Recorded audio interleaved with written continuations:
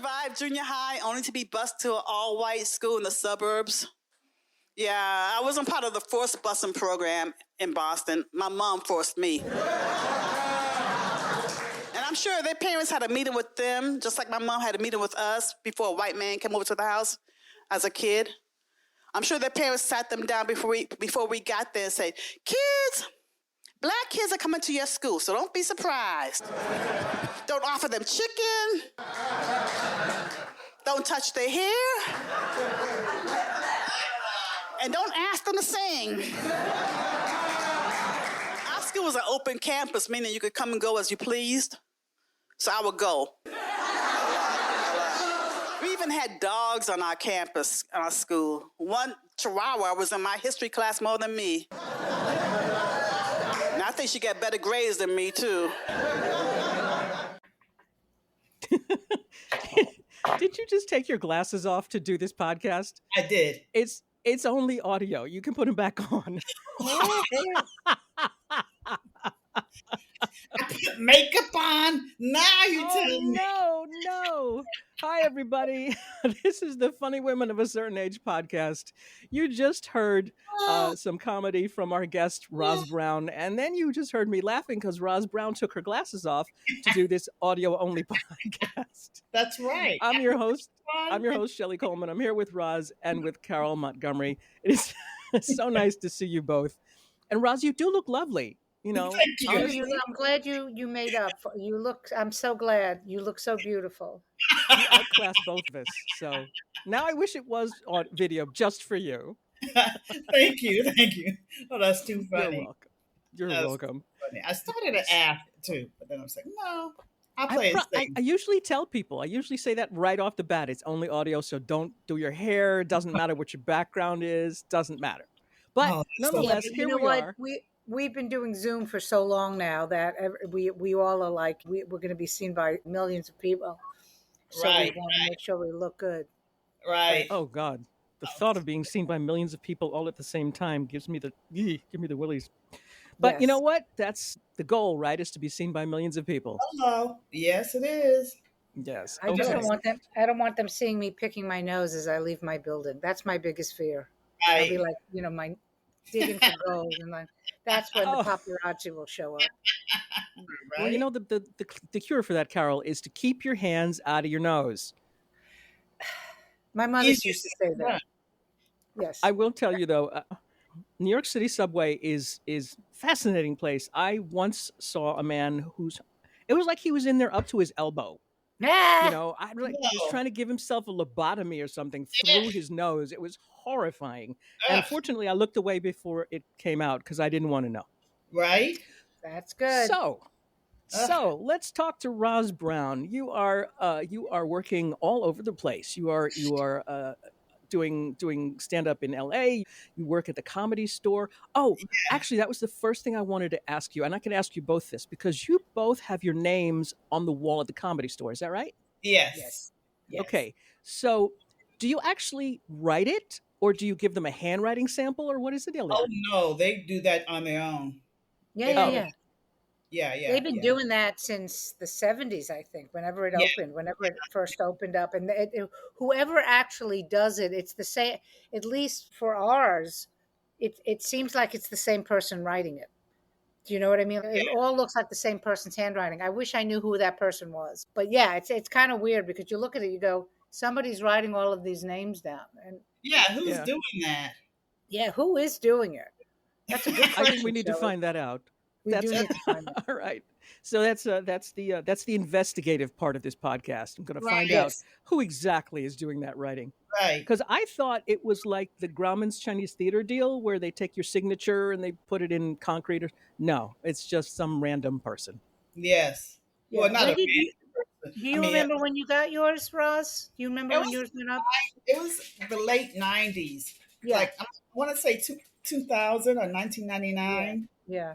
I don't remember when mine was because I had left to go to Vegas in 96. So I think it was up before that, but I don't remember.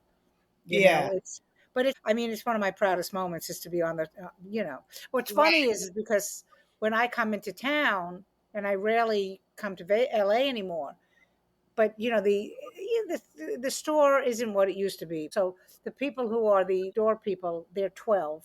They don't know who I am. And I walk in and they're like, "Who are you?" And I'm, like with that attitude. And I go, "Come here." And I take their hands and I go, "That's who I am. That's who I am, motherfucker." And then they're like, "Oh, I'm sorry, man. I'm sorry." Fuck you. It changes. I know. But it's a proud moment to get your name up there. I mean, because I don't even remember if they told me my name was going up there. I just happened to know my name was up there one day. But now they do have a big celebration for the comics. Oh, do they? Yeah, they tell the comics ahead of time the name is going up, and they'll come and take photos and all that. Yeah. Yeah, they didn't do that with me either. I didn't even know. I think somebody said to me, "Your name's up there." I was like, "What?" So it is interesting. It's yeah. Now, I do remember when I passed at the Comedy Store, when I became a regular, because Missy said, "Start calling in for spots on Monday." That's how she did it back then. There was nothing, just call in. Yeah. And what Roz is talking about, Shelly, because they don't do this anymore. What you used to call in on Monday and give them your avails for the week. You just say, I'm available Tuesday, Wednesday, and Thursday, or whatever it was. And then you'd call the next day and you'd get your spots, right? Now they're like, "We need to know your spots 6 months ahead of time." This email list, right? You got to put dates you're available for the whole month. Yeah, and it's like, I might be dead at the end of the month. Can you just tell me if I have a spot this week? What is the fucking problem? Right? I think you have to tell them if you're going to be dead at the end of the month. You do. You have to put that in your avails. June 31st, dead. Yeah, that's true. But it was a proud moment. I remember going to the hot dog place right down the street. The hot dog place, yeah. Got me a hot dog and a champagne.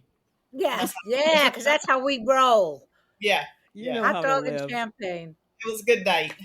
Yeah. How long had you been doing comedy, Roz, before you got your name up on the wall at the Comedy Store? I started in the early 90s, like 1992. Yeah. And I took a couple of classes, one with Mark Larnow at the Improv. Mm-hmm. I hung up there a lot at the Improv and the Comedy Store. But then I started doing Rachel Lovey. I don't know if you know Rachel Lovey, but she did this comedy room every Friday night in the Belly Room. It was all women comedy night. And I got to work out there a lot. So that's how I got in. And also, a comedian had to represent you, to get seen by Mitzi. Oh. You couldn't just go in and get seen by Mitzi. Somebody had to recommend you. Who was it? Who recommended you? Marilyn Martinez. Do you know her? Oh, okay. Yeah, I remember her. Wonderful. She was a Hispanic comedian, hysterical. And she was one of the favorites at the Comedy Store. And she recommended me. And that's how I got my my showcase spot. And I think I showcased about 3 times. And this always seems to happen to me.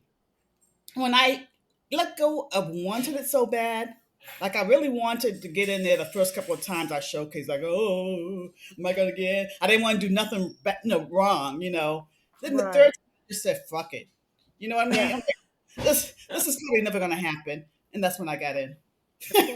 Of course. And then it was how long before you got the official imprimatur of your name on the wall?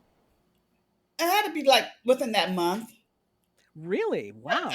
Getting passed by Mitzi once I got passed in the late 90s. Oh, so wow. I worked out between 92 and 99. Mm-hmm. I got my name on the wall and got passed by Mitzi in like 99. Oh, wow. Yeah. I think most of the people on the wall are the people that Mitzi passed. Because Missy, died a while ago. So I don't know how do you get on it if you get on it now? Then the person who I got to introduce me to Mitzi was Kinnison. So I was and that was her baby. So I kind of slid in that way. Yeah. Wait a minute, Sam Kinnison? Yeah. Wow. Nice. Wow. Yeah. I remember watching him on, I think it was on Letterman, and I was watching with a friend of mine, and my friend goes, "Is he double parked? Why doesn't he take his coat off?" Yeah. That's obviously had someplace else to be. So now, Roz, in our last episode, I was talking to a comic named Ellen Karras who came into comedy from finance, and you did the same thing, right? Yes. Is that the road I should have taken? Should I have become like a money manager first? I don't know. Bob Newhart did it. He did the whole That's thing on true. counting and going to comedy, doing comedy. I never had a thought, an idea in my mind to do comedy when I was an accountant, CPA. I'm like, that was the furthest thing away from my mind. I would never have guessed I would be doing comedy. But I was in between jobs, and I saw an ad for acting. You ever wanted to be an actor? I'm like, I'm in Hollywood. Why not? Yeah, right. Everybody else is. Don't you Yeah, have to be to be in Hollywood? right. So I took an acting class, and then the acting teacher said that whatever I was scared to do that. The most scariest thing you could think of, and it was stand up comedy. So I said, okay, I'll try the stand up comedy. And I got on stage and did my jokes, and I was shaking like this the whole time. You can't see me because there's no video. But I was shaking the whole time and got a couple of laughs, and I was hooked. Hooked. Yeah. Yep. Yeah. That's Yeah. usually It's how it those happens. first laughs that do it. It's like the first shot of heroin. Whoa! Yeah. I mean, I'm told. I don't know. I'm told. I know it is. It is. And people can't believe it to this day that I do comedy. They're like, what? You a CPA? I told my old boss I was leaving my CPA job to do stand-up comedy. And she kind of looked at me like, you can't see this because it's video. Tilted her head like the dog on the RCA Yeah, she Victor thing. side Right? looked like she was looking like something like an alien. Like, what? Boy, Are you crazy? What's wrong with you? Like, I lost my mind. Like, what the hell? and also, and that was the early '90s. Okay, so that was before comedy. Everybody and their fucking mother now does stand up. Oh it yeah, was still, yeah, it was still an odd by when she started, because you started the year my son was born. When you started, it was still a novel job. You're like, yes, what is stand up comedy? Now you say it, they're like, here you go, here's some yeah, money for it. Like it's so different now because everyone, especially with the advent of the internet and all that, it's changed the way yeah. people think of you as a comedian. Like when I travel, I never tell anybody I'm a comedian because I first of know. all, I don't look like one, so I'm very quiet. Oh, How what do does, you? how does comedian look, Carole? Though. Yeah, I'm a middle-aged Jewish woman, so they don't. I'm just kind of sitting there on the plane, like, well, where are you going? I'm going to see my grandchildren. Can you help me with my bag? I don't want to talk to them. As soon as you tell them you're a comic, they're like, oh, here's a joke. Tell me a Right, joke. And I'm right. like, you know what? I've gotten to the point now when people say, tell me a joke, I said, give me $1,000. And they look at me like, what? I said, well, that's how much I get paid. I said I don't do that kind of comedy because So- we do get that, right? Yeah, yeah. Yeah. Tell me a joke. Oh, they look at you like trying to assess if you're funny or not, just by the way you talk or look or whatever. Yeah. Yeah. Because people know what a comedian looks like. It's a middle-aged Jewish man. Exactly. Or you're a black man, right? Or you're black, yeah. Kid Rock, Chris Rock type looking person. Yeah. So basically, a man. A man. Oh, of course. They don't look at me. John Lennon had a line that said, everyone wears a uniform. So I know that when I'm out and about, I look just like a typical New Yorker. I'm just an older woman. And the fact that they even notice me is a miracle because I'm old. So I should not even be seen. Right. But even when I worked, I don't know if this has happened to either of you, like what I was talking about with the Comedy Store, when I'd walk in, they're like, excuse me, ma'am, where are you going? And I'm like, come here, and I'm over there. I have said I'm the comedian so many times. Like, I feel like I should just have a T-shirt. I'm a comedian. Yeah. Or like one of those police vests that instead of police, it just says comedian. It says comedian, yeah. Which will be good if they start shooting at us. Oh, no. Okay, sorry. That was a direction we shouldn't have gone. So Roz, whenever I'm looking up, or I like to call it research, but basically just watching videos of a guest, there's always one thing that stands out to me. And the thing that stood out to me about you was that you're a Wordler. Every day on Facebook, you post your Wordle score. Yes, I got into that like 2 years ago, I think. Yeah, almost 2 years ago, because I was on a roll, because I Right. do it every day. And then I went on vacation. I missed the day. I'm like, shucks, I got to start all over again. I hate So that. you keep track. Yeah, yeah. But, I do use the hints sometimes. I got to confess, I use those hints. Yeah. Oh boy. Because What's your I don't want best? to. Have you ever gotten it in one? Yes. One time I did. I don't know how it happened. It just happened. It was a miracle. It was. And so I've gotten it in two. And then my mom is on it too. And my brother's on it. So my mom is very competitive. Okay. So she looks at how long it takes me to get Wordle and compares it to her, how long it took her. Like, how come it took you so long? How come I got mine in two? Oh boy. So And if you do you ever not get it at all? one time I did not get it. Just In one. 2 years? Really? One 2 years. time? Yes. Yes. Wow. Even with the hints. Even with the hints. So was it like a Dutch word or something? Is it something I in don't know. Klingon? Well, Sometimes I do crazy words. Sometimes I get it and I don't even know it's a word. And I gotta look it up and say, oh yeah, that is a word, right? Because you go through all the letters, right? And then yeah. then you're left with just has to be this. And then it's Mhm. what the hell is that? So I gotta go find out what that word means. So yeah, it's very educational too in that way. Oh, so it's not just a competition with your mom. It's a No, learning experience. oh yeah. I have no idea what you're talking about. Really? It's Yeah. a word game. I've seen it. I've seen it on Facebook, but I don't. It's like pickleball. It's something people go, "Oh, you should try that." I said, "Nope, nope, not going to try." I do want to try pickleball. Yeah, But you know what? What's funny is that I know some people, but it's like one of those things where once you start, it's once again like heroin. Heroin is the theme of the show this week. It's Excellent. from what is I've it? heard, everyone who does it is addicted to it. Like that's it. That's it. We're doing pickleball. Like nothing else matters. So But you got to get there. And it's I'm getting outside. lazy in my old age. I am.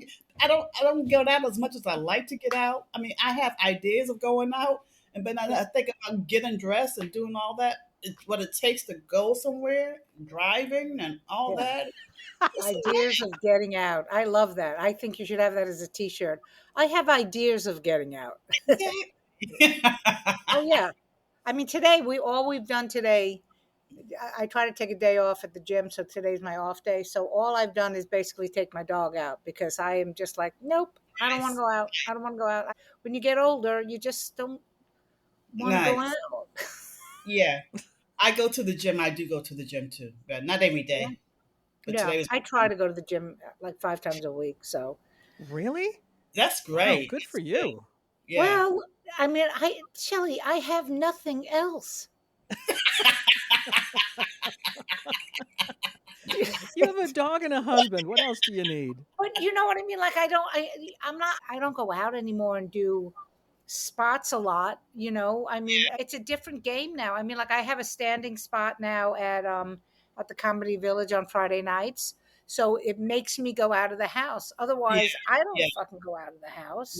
Yeah. I have to actually do a show, like a funny women show this weekend, and I'm like, oh, I have to get dressed. I have I to know.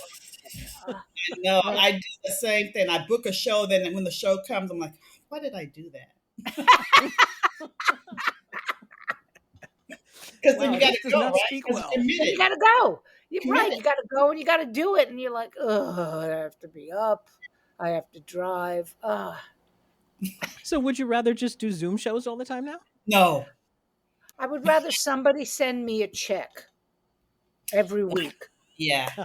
I like to call it mailbox money. I still haven't found that. For the check. You got to do something for the check. Right. That's what I'm saying. Mailbox money. I have a lot of friends of mine who are actors who do commercials, and they live off of their checks. Oh, And yeah. Commercial money's good money. right. Yeah. So that's what I'm looking for. So I'll put Yeah. that in the universe. Or if someone's listening and someone wants to send me a check for a couple of grand every week, I'm fine with that too. Just for Some nothing. fan of Just cuz. Just just nothing. because why not? Why not give the old woman something so she can just sit in her fucking bed with her dog? How many dogs do you have? I just have one. She's a Chiweenie, so she's small. Oh, She was 13 on Sunday. So Wow. her name is Peanut. And yeah, Peanut is I mean, very that's cute. all I want to do is hang out with my dog and watch TV. That's yeah, it. I understand. I have a dog named Tip, and What he's kind of right. dog? He's a Bichon. A Bichon. Bichon. Yeah, I know who those dogs. yeah. Yeah. He has a cone on his head right now because he's in this licking phase. He wants to lick all the time. Oh dear. And I got a dog named Tip. A couple of years ago, he was running around the house with a DVD in his mouth. Ooh. I know. I said, Tippy, what you got? He's like, woo, woo, woo. I got the DVD out of his mouth, and it said, My Special Picks. And my husband's writing. Uh-huh. So I'm thinking, of course, no, it's some porn. Mm-hmm. Right? And I put it in the computer, and it was photos of me, of my husband, not me, but my husband with another woman. Oh, no. I couldn't believe it, I know. I looked down at the dog Tip, and he said, woo, woof, I got some more. Yeah. But that's what you get when you get older. You're just like, do I have to do this? Can't I just phone it in? Wouldn't that be great if you could just sit in bed and there's like in a giant audience and you're like, hey, how you doing? I do my show here. It's not Zoom. I'm actually doing it. You can hear the people. It would be, I'm just so lazy. I think maybe it's tired rather than lazy. Yeah, I'm tired. I think that's what happens at this age. You're just tired.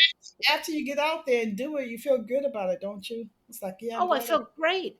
Yeah, after it's over, it's like, I'm glad I did it. So what I'm hearing is we need to get the Star Trek thing where you just at home and then Scotty presses the levers and beams you onto the stage. So you don't have to go there. You just are there. That's good. That would be so great. Not to have to deal with the driving and just and not have to deal with the people at the end of the show. You just go right back home. What happened to Carole? She's home now. She's in her pajamas. Yeah. Wow. Yeah, that'd be good. Well, until we get there, which according to the Star Trek timeline won't be for another couple of centuries. I'm sorry. Gonna have to keep going out and making people laugh, in person. In person. God damn it. Yeah, I know. Unless you want to go back to your old jobs. Like I know that Roz, you're still doing. You still have tax tips. Let me come back.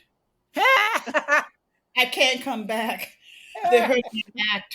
They heard my. But you had this cool thing on Instagram though, where you did tax tips, which I thought was really neat. Was it this year? Or was it just last year before tax time? Yeah, I need to do it again this season, tax season.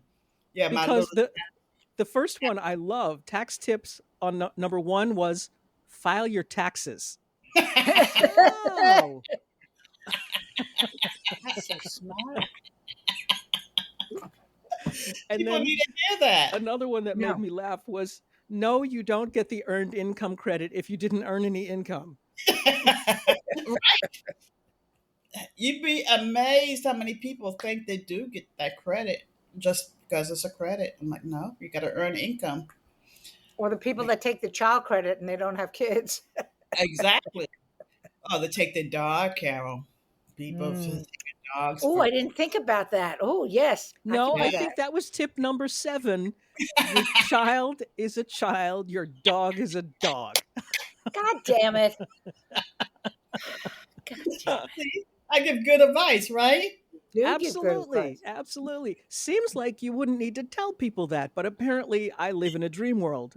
Yeah. But I will be linking to that because, some people have to do like quarterly taxes or need to prepare mentally for next April. Wait, I have to earn money in order to earn money to.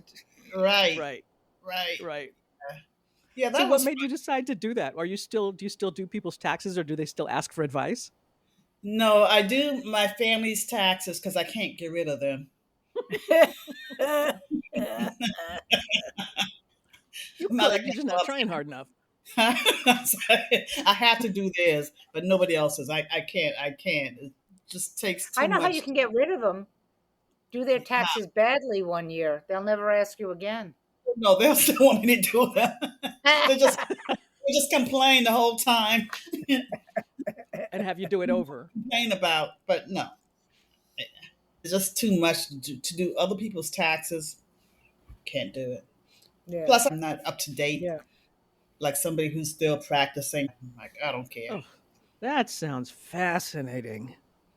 It's I'm boring. sorry. Was the sarcasm too subtle? It was Yeah, like yeah, it's boring as hell. Nobody wants to do taxes. Nobody. I didn't want to do it. I would say when I first started doing comedy, I would say I would do your taxes if you come to my comedy show. If you don't come to my comedy show, I'm not doing your taxes.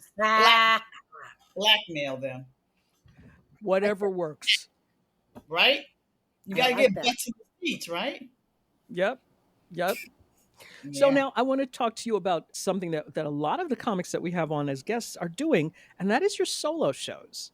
First of all, Carole, how is yours coming? Are you still working on that? Is it sort of We in did limbo? it. We did it in Vegas, and it went Hmm. really well. And And this is I am my father's I am my son. father's son, Right. and yeah, it went really well. But then when we went back to Vegas, it was a mixed trip. I was doing the show, and then we had left. I have my dear friends. We had left about 3 giant pallets of shit from my old house in Vegas, and it was in his job's warehouse. He moved his job 3 times and took the boxes with him.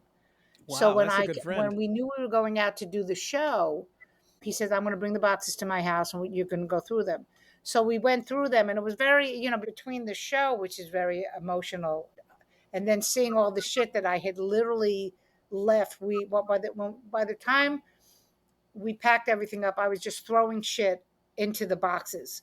Do you know what I mean? Because I had to Yeah. leave. And it was Oh, literally jeez. 19 years of crap. I had bills in there from the 90s. I'm like, why did I save these bills? You know? I mean, so there was a lot of collectibles because my husband's a hoarder, and baseball cards and Pokemon stuff. So I think it was very emotional, like to get through Yeah. that, because Lane was a baby then. My son's 33 now. So between that and the show, so I haven't touched the show. I mean, we taped both of the shows. I haven't even looked at it. Yeah. I think at this point, and I think it's because the summer's always slow. I'm kind of just trying to ease into chilling out and setting my mind up, because I know the fall always ends up getting busier. So I haven't Right. gone near it, and I really should. I'm glad you reminded me, because I was like, oh, right, I did that show a month ago. But I want to hear But it about went well. Roz's show. I'm very curious. Yeah. Well, if I read it correctly, you had a couple of them, but the one I'm really interested in is a show that you called "You Look Like a Roz." Yes. That was Oh, the that's a second. great title. That was the second one. I did it in Los Angeles. I did it back east too. I did it somewhere in Boston. Mm-hmm. That's where you're from, yes, Boston, Yeah. originally, yeah. Yeah. So why we were talking before about who looks like a comedian, but you look like a Roz. Well, You want to explain that to our yeah, multiple listeners yeah. here? I got that because I went to the gym with my friend. It was based on a joke I do sometimes. That my friend, who's real beautiful, we was at the gym, and this old guy comes up to her, and he was like, "Oh, you're so beautiful. Oh, what's your name?" And she introduces herself, and then she says, "This is my friend Roz," and he looks me up and down, and he says, "Oh, you look like a Roz." Nice. Oh, yeah, that's what I thought too. Very nice of you. Oh man, and then want to shake my hand. I don't want to shake his hand. So that's Because you what. don't know where it's been. Yeah. And so that's what you look like a Roz. I was like, how does a Roz look? How does a Roz look? I don't know. And so then you built a show around that. I built a show around that. Yeah. Is it can you tell me a little bit about it? Well, the show's about me going home to see my family in Boston. And on the way there at the airport, I talk about how other trips I have taken at the airport. I talk about when I went to Australia and I saw the Aborigines there. And I talk about going to Filene's basement in Boston, my last trip up there, and how I had bought the dress in Filene's basement because my mom set me up. I didn't know it was going to be a war zone down Filene's basement. I'm thinking it's going to be tea and crumpets. And it was like grabbing for wedding gowns all over the place. So Wow. yeah, so it was basically storytelling more than a theatrical show. Hmm. It's more of a storytelling. These stories I group together. Yeah. So then you have another one that you're doing now or working on now. The Yeah. solo show, I mean. First one I did was called Fried Clams with Bellies. Yeah. It was about my childhood and growing up in Boston, and how sometimes you have to see things beyond the appearance of it. Mm-hmm. Sometimes how things look is not how they really are. Mm-hmm. Mm-hmm. It's beyond the appearance of things, because fried clams with bellies don't look that good. If you see them, like, oh, because most people eat clam strips. People don't Right. know that. They fried clams. What's that? But in Massachusetts, you get the fried clams with the bellies. Look like a little belly too. Like, no, who wants to eat that, right? No one wants to eat that. I don't even want to eat it anymore. But I loved it as a kid. So it was going through that journey of seeing things beyond its appearance. In fact, how I met my husband, because he was a roller skater. He was a good roller skater, and that's why I married him, because he could skate good. Wow. I've heard a lot of reasons to marry, but I've never heard because you can roller skate well. And that didn't last, I notice. No, it did not last.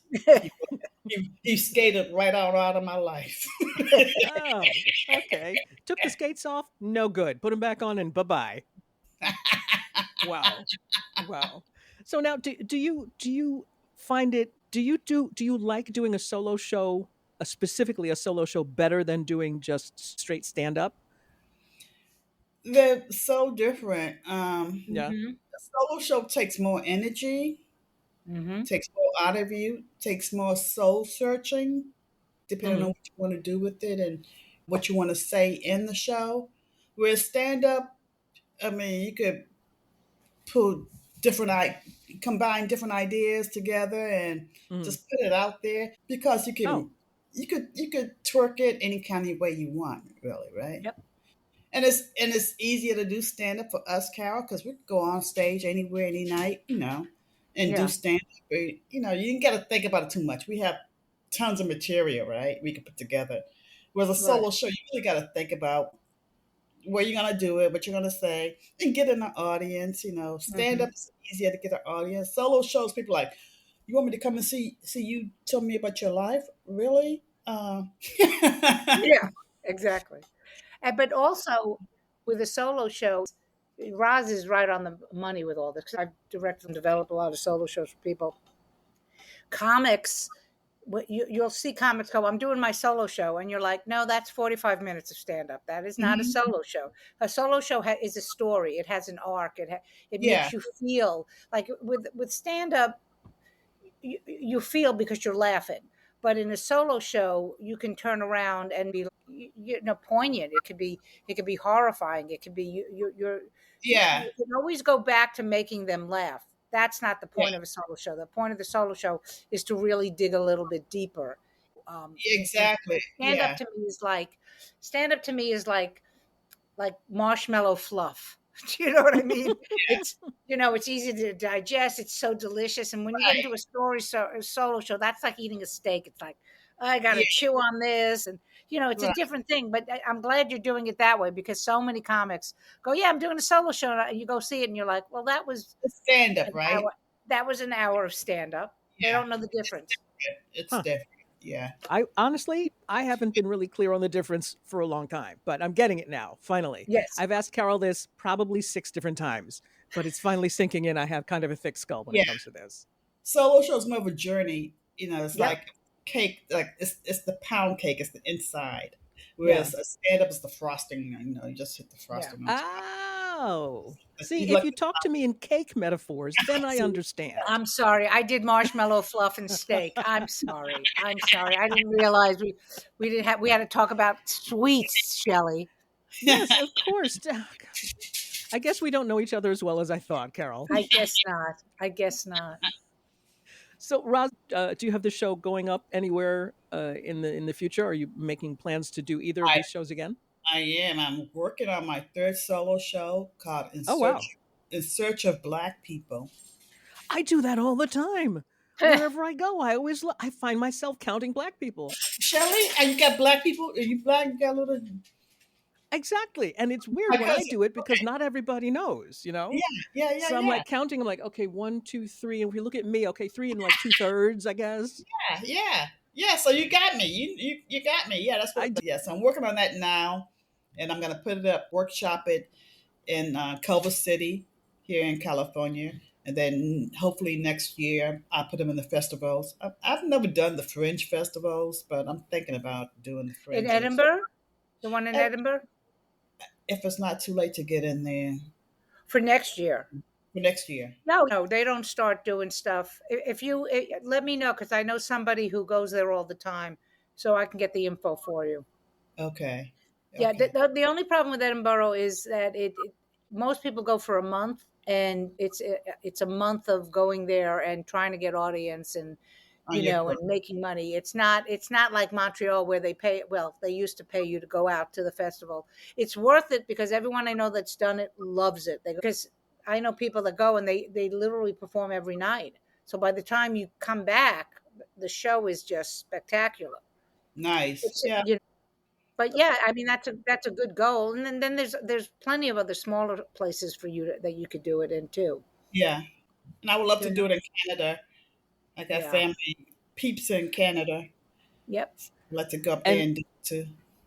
and looking for black people. I mean, I love the title, but what's the Great story title. there? Oh, it's about finding my home, finding where I belong. Mm. Oh. Uh huh. Now I So saw also online you have this wonderful video where you and your family talk about the results of a DNA test and that's going to finding be out. in Search of Black People. That's in my Oh. show. Part of Oh, that's in okay, my, cool. Cool. yeah. I'll give away one little thing, and it is that you found out that your some of your family is from Sierra Leone, right? Yes. Mende tribe.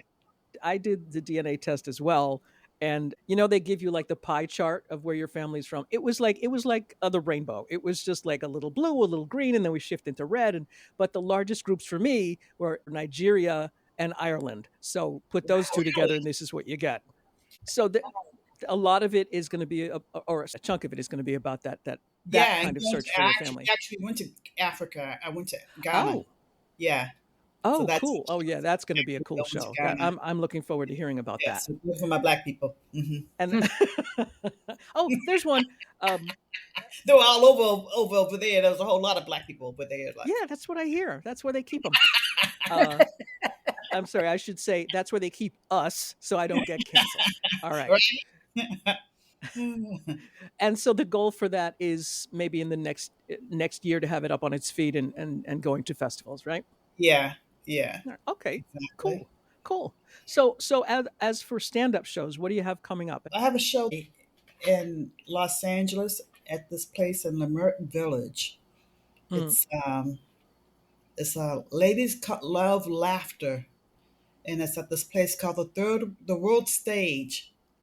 But Ladies but love laughter. but mostly you're working on staying cool and getting the new show Yeah. together. Yeah. Yeah. Yeah. Okay. All right. But that's fine because I'm going to link to your website anyway, which is. Roz Browne with the E.com. Oh, I love that's another one. I love the story about the E in your name. That your grandmother added it. Well, now that's funny to me because my last name is spelled Colman. Most people spell Coleman with an E. My dad Mhm. took it out, and I think he gave it to your grandmother for Brown. And gave it to my grandmother. That's what Yes, happened. yes, I think so. I think That's Well, so. funny. with the E, it's funny you mentioned that because I was born Carol without an E. And when I was a little girl, for some reason, I was like, I must have known I was going to be in show business. And I thought Carol with an E looks better than Carol without the E. So I Yeah. started like in junior high, I started just all of a sudden, my father's like, your name isn't Carol with an E, it's Carol, Carol. I said, now it's Carol, Carole, Daddy. So E is a very important letter for the three of us. Yes, Right. so maybe it's not about heroin. Maybe the show is actually about the letter E, The Right. the like letter Sesame E. Street. Right. That's too funny.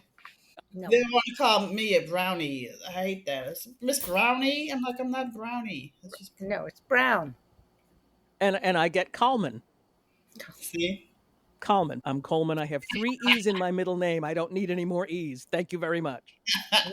So, Carole, what do you have coming up? You've got, I know there's Funny Women shows every month at Comedy Village in at the Midtown Comedy Manhattan. Village in Hell's Kitchen, every third Wednesday, which is great. Whatever the first Saturday is in August. Oh, at August 2nd, I'm going to be at a place called Tiff's in I think it's in New Jersey. I don't know. Mm-hmm. It's always weird when I do shows by myself now because I'm usually just doing Funny Women shows. Mm-hmm. So, but I'm doing Tiff's, and then we're doing a show in Sellersville in August. It's just really quiet. And then September happens, and I'm like, holy shit! I wish it was August again. This happens every year. Every comic will tell you. Else, though. The Borscht Belt show. Oh, right. Good thing you reminded me. See, that's why I like you, Shelly, because you know what the fuck I'm doing. Good, because I don't know what I'm doing. There's a comedian named Joey Novick who's been around forever. He wrote this play called "You Can't Teach a Fish to Whistle," and it's literally a series of vignettes. And it's 4 older Jewish women playing mahjong. I know it's a shock that I could do that. And it's based on his mother's life, and when she retired and they were in Florida. He has something to do with the Borscht Belt Festival, so we're going to go up and do the play, and which will be fun. I play his mother. This is the second time I'm playing someone's mother who's a comedian. Oh my! Yeah, Joey Novix and PJ, who owns the Comedy Village. I played his mother in a movie also. And then afterwards, we're going to do a seminar on women in comedy in the Borscht Belt and everything. And you know what? It's so funny because it's not stand up, so I don't think of it, and it's like, oh yeah, right, I'm doing that in a couple of weeks. So that's the thing about comics is that we spend so much of our lives so fucking narrow focused on comedy. Then you start to branch out, and you're like, oh, I can do other things. Yes, it's so bizarre. But yes, thank you so much. You're welcome. I hope you have an alarm on your phone or something that says, oh, I have to go upstate now. What time is it? Time to go. Time to go. Oh, God. I'm so glad you reminded me. God. They would have been like, where's Joey's mother? Where's she? She'll be here. She'll be here. Somebody calls off stage. Your phone. Get up here. Yes. Perhaps this podcast will manifest jobs for both of you. Right. Yes. I wouldn't hold my breath though, because I do want you to live another day. So this will be posted 2 weeks. I don't even know what. See, Carole, I can remember your schedule, but I can't remember my schedule. So sometime end of July, early August. I don't know. So it's slow. But I want to thank you, Roz, for taking some time to hang out with us. And I'm glad you put on makeup and look so nice, because the two of us get something nice to look at rather than each other. I did it for you guys. Thank you. I appreciate that. And maybe instead of the usual logo, we'll just put a picture of you for this episode. Yeah. There we go. There we go. She is. Exactly. So you can follow Roz Browne on her website, which is rozbrowne.com. Again, keep it simple. I love it. BROWNE. The E is silent. And on Instagram. And if you want to find out her Wordle scores, you can follow her on Facebook. And on YouTube. And Carole Montgomery, of course, on CaroleMontgomery.com and FunnyWomenOfACertainAge.com. And also, please check out the Funny Women of a Certain Age page for the tour. There's the show in Manhattan every month, and then going out in August and in September, across the country, Florida, California, Mars, who knows? Just check the website. That's the only way you'll be able to find out. And make sure you also join Substack and find the Funny Women of a Certain Age podcast on Substack. Yes, and also you can find Carole Montgomery on Substack. Very smooth, Carole. Very smooth. Well, I try. So I'm going to let you ladies go now. I'm going to go find a dog to walk. And thanks again, Roz, for taking some time. I hope to see you soon. Carole, Roz, everybody say bye. Bye-bye. Bye. Bye.